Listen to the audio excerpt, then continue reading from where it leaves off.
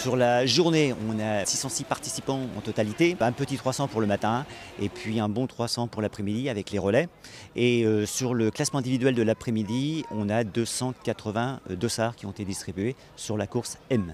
Une organisation qui nécessite quand même de nombreux bénévoles. On est à 160 bénévoles, à la fois sur site et puis dans les communes où la course se déroule.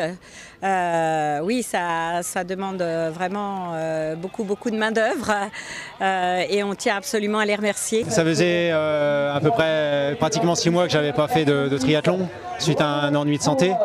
Donc c'était avec une petite appréhension que j'ai abordé cette course de reprise. Pour la course en elle-même, les conditions étaient plutôt idéales finalement, mis à part un petit peu la température de l'eau un petit peu fraîche.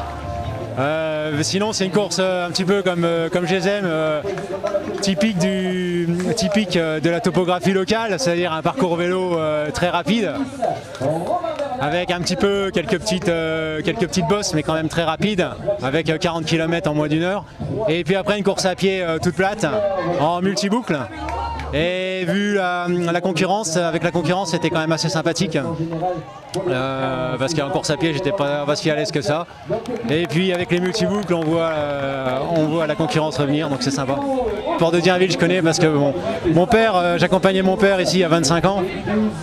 Donc il y avait le triathlon international avant avec des grosses têtes d'affiche. Et c'est un grand plaisir de revenir courir ici. Super content, très content parce que aujourd'hui tout simplement je pouvais pas faire mieux. On m'a mis premier favori par rapport au dossard, donc ça met une petite pression. Donc je me suis fait vraiment forcing en natation pour me mettre dans les pieds d'Eric Pinoc, qui est bien sorti, genre 7ème de l'eau, ce qui est correct par rapport à ce que je peux faire. Et puis je me suis fait vraiment plaisir sur le vélo, je me suis retrouvé rapidement avec Kevin Pinero. Je savais que c'était un grand favori du jour, donc je suis vraiment tenu en vélo et puis je suis repassé devant la deuxième moitié pour bien finir. Et puis on a couru ensemble tout le long. Et c'était sans compter la présence de Benjamin Pernet qui était intouchable aujourd'hui.